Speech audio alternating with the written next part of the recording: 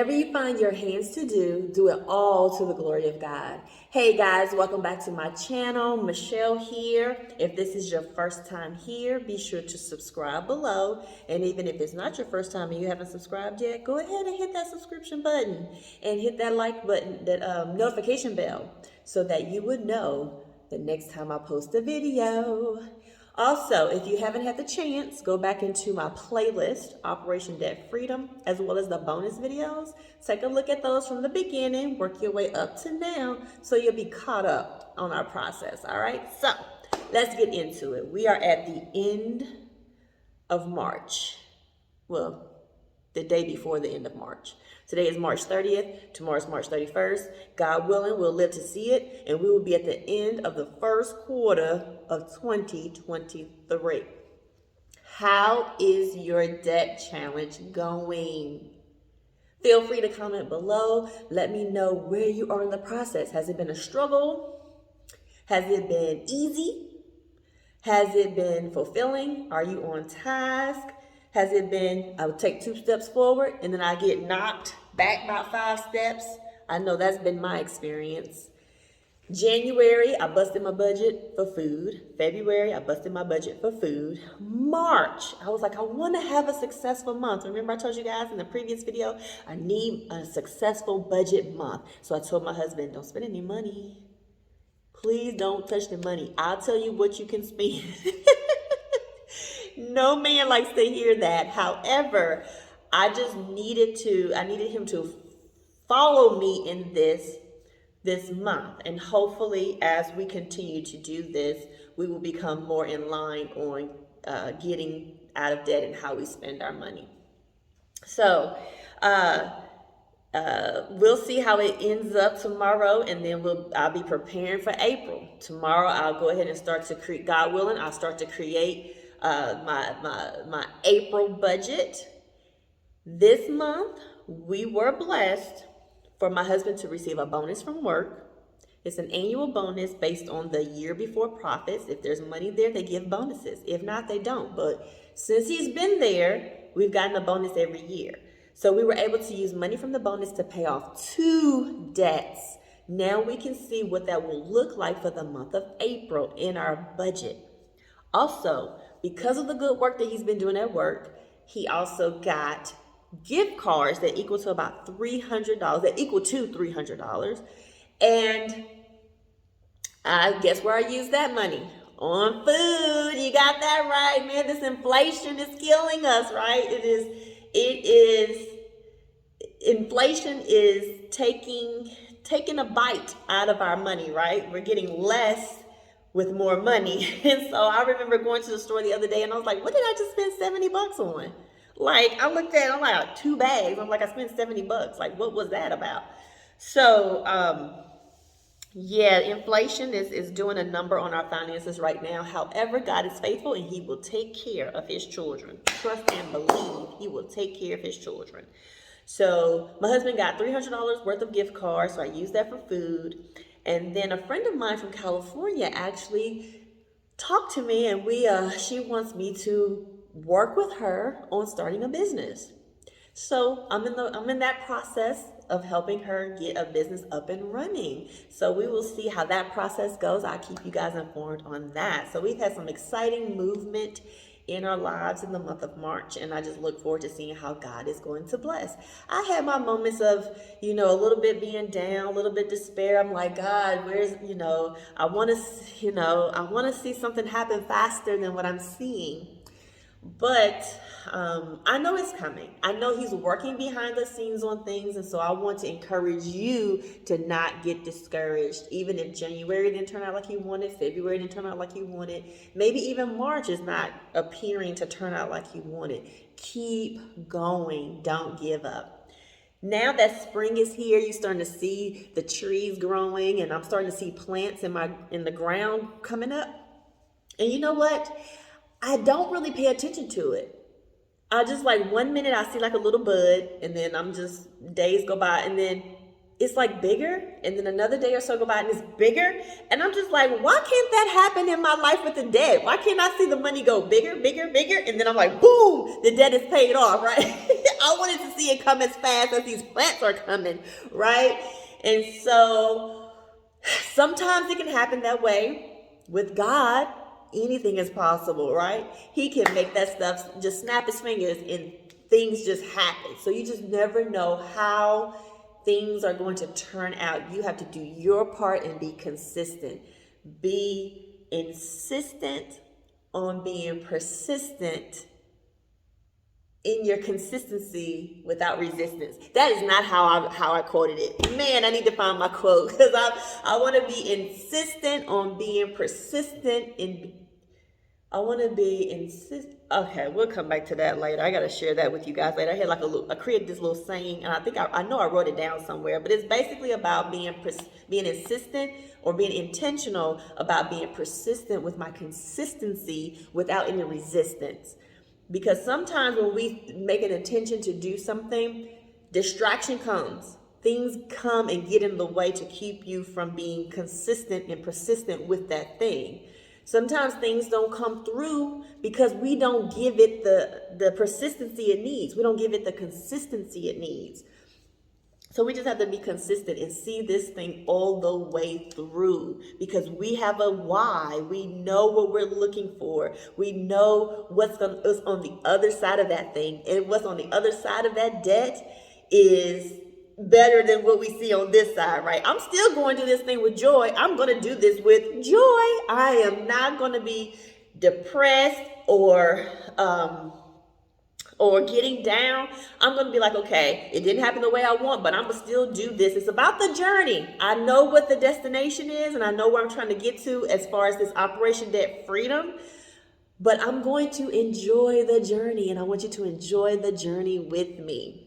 One thing I do want to say before I continue is that I'm not a financial advisor. I'm not a tax accountant. So make sure you talk to somebody who is, if you have like tax questions or if you have other financial like investments and stuff like that. So as I'm going through these videos and sharing things with you that I've learned in my process or even things that you can Google yourself, I just don't want you blaming me for something that you chose to do. So don't blame me. I'm just giving you my situation. And if you choose to do some things that I'm doing, please don't blame me if it doesn't turn out the same way. Okay? All right. So as I'm watching these plants, I'm not even really watching the plants grow. I see them grow already really fast. And it's probably because I wasn't paying attention that they grew, that it seemed like they grew so fast. And so even in this process of getting out of debt, it seems like it's kind of slow because we're watching it. You know, when they said a watch pot doesn't boil, but as soon as you walk away from that sucker, it boils and you're like, what happened? I was sitting here watching you and it seemed like it took forever for the water to boil. But as soon as you walk away from a pot, it starts to boil, right? So as we don't want to just be like, we want to focus on our debts. We want to be mindful of our spending. We want to be mindful of our budget, but we don't want that to be the only thing that we're focusing on because we're going to get out of debt. If we keep doing the process, we will get out of debt.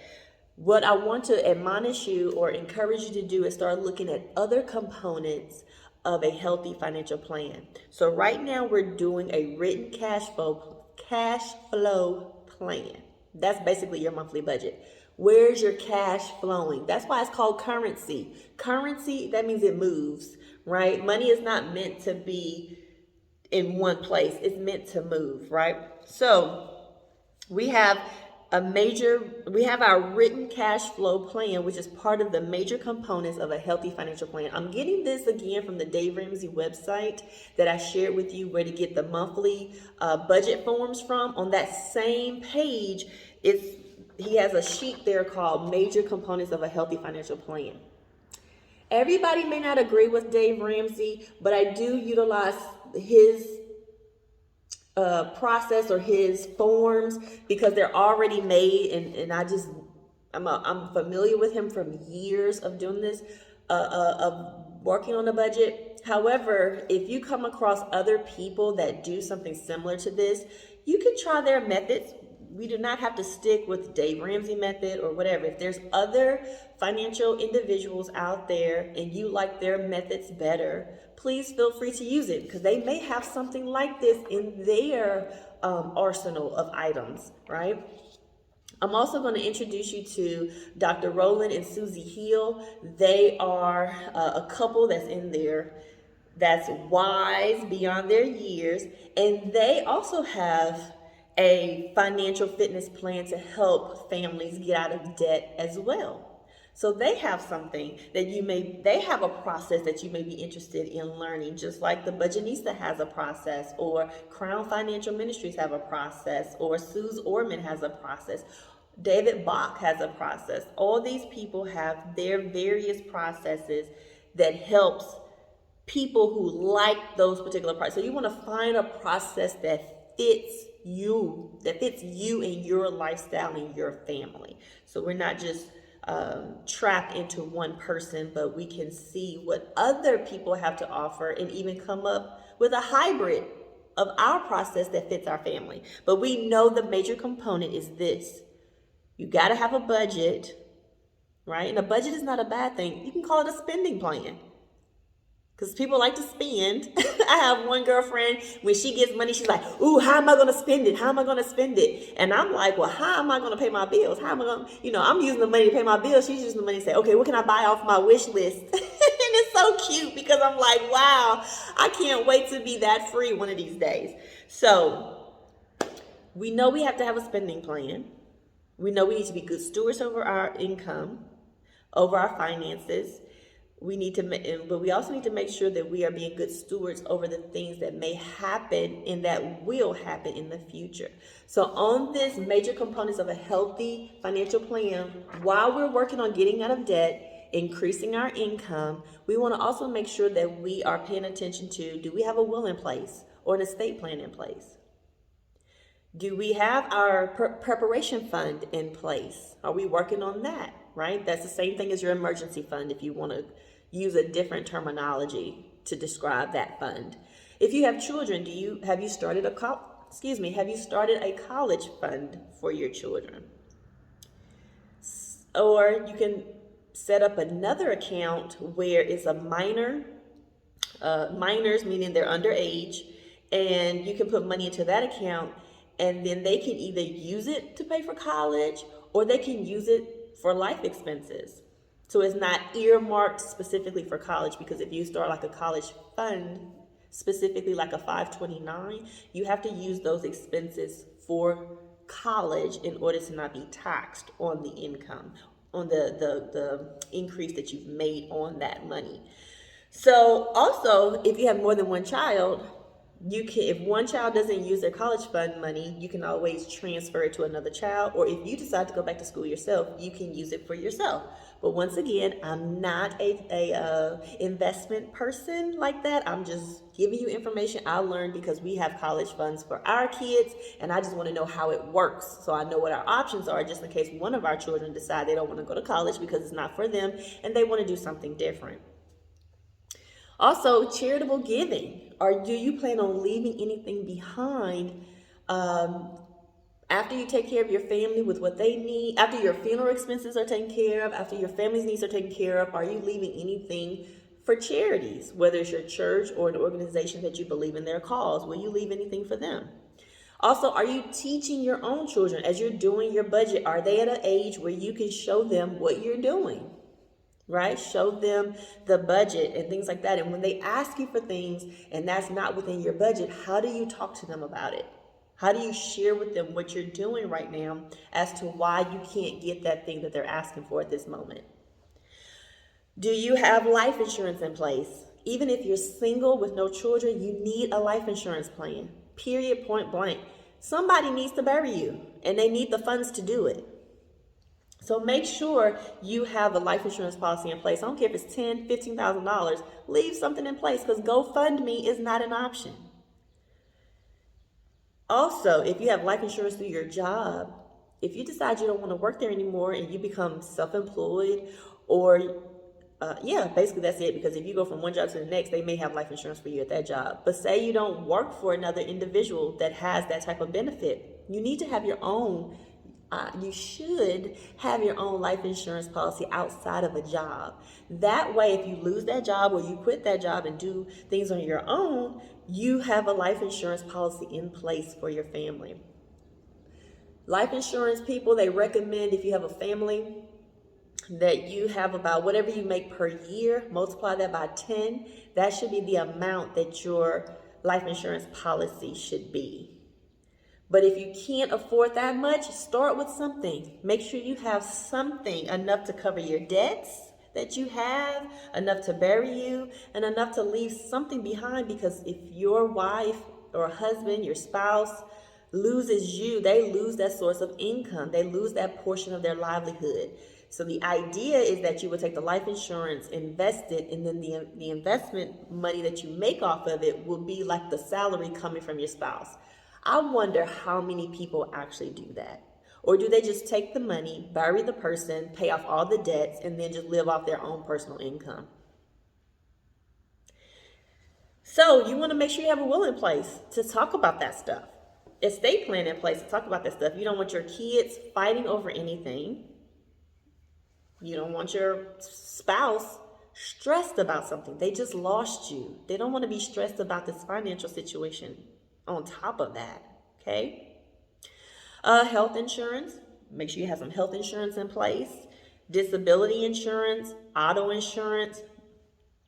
And I say disability, I think some people don't really look at disability seriously, but you never know what may happen to a part of your body that makes you disabled where you can't perform like you are now, so you have a loss of income because you can't do the thing that you would normally do. So just look at these things and consider how important they are to you, and if you can put these things in place. And if you can't, be mindful of, do you plan on putting it in place as soon as possible?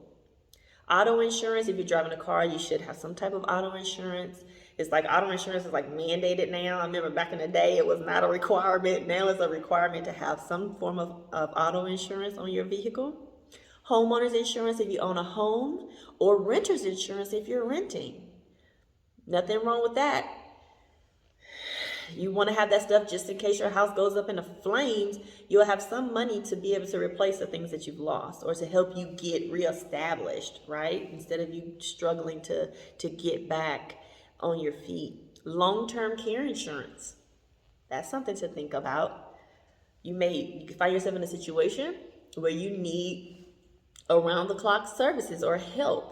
You may need a nurse coming in to take care of you, or a family member coming by to take care of you. Long-term care insurance, you got to look into that. They even have some employers have even like cancer insurance. So you have that cancer insurance just in case something happens, and then you're able to use that insurance for treatments and stuff of that nature. I don't wish any of that on my people that's watching this. I don't wish this upon myself, my family, even my worst enemy. I don't wish upon this on anyone. However, we don't know what can happen. That's why we take care of ourselves today. Make sure you take care of yourself. You're drinking your water. You're getting your sunshine. You're getting some exercise in. Do some stretches. Touch the earth with your feet and your hands. Get grounded. Get some good sleep. Make sure you're getting quality sleep. Make sure you're getting quality nutrition in your body. Getting fresh air.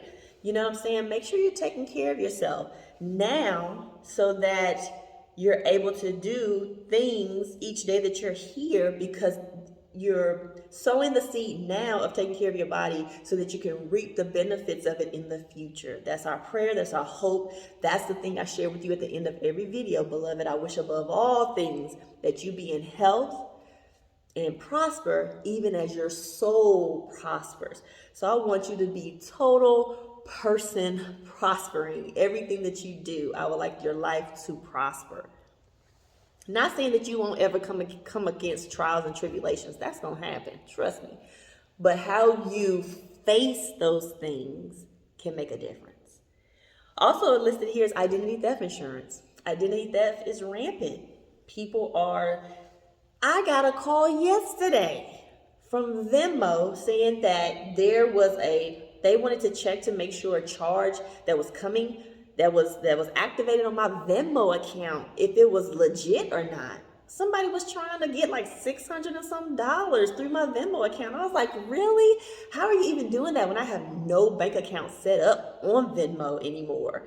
So things like that, they may not be stealing my identity, but they're trying to steal my money out of my account. But I'm glad an account was not connected to that Venmo account, period, point blank. I'm like, what is going on? That's my second time getting a call from Venmo about that. I may just have to, my husband told me to close the account. So once that stuff is cleared up and that fraudulent thing is off of there, I'm going to close my Venmo account because I don't even use it. I think I used it a couple of times. I know I used it at least once when I was selling some items from the house. And the person I was selling to, she wanted to know if I had Venmo. And I was like, no, but I can. So I set it up really quickly so she could Venmo me the money for the items that she was purchasing from me. And that was pretty much it. I may have used it a second time after that, but that was some years ago when I did that. So identity theft insurance, they don't just take, if somebody takes your identity, they're taking everything about you. It can rock your world. It can mess you up. If you can't prove who you are, if you can't do certain, somebody taking you is like one of the worst things they can do. They can take my house, they can take my car, they can take these other things, but when they take you, that's some serious stuff. And one thing that we cannot get back, even though these different things, having these different things in place costs money, but the one thing we can't get back is time. Time is more valuable than money. So you want to make sure you have these things in place so you don't have to spend a lot of time rectifying these things. If something was to happen, you got some stuff in place, you can get it handled and taken care of, and then you can go about your business, continuing on, giving your praise and testimony of what happened, because there was a sense of preparation in your life, because you want to be a good steward over your time, your talent, your treasure, your temple, the things that you have been given. You want to be a good steward over those things. So while we're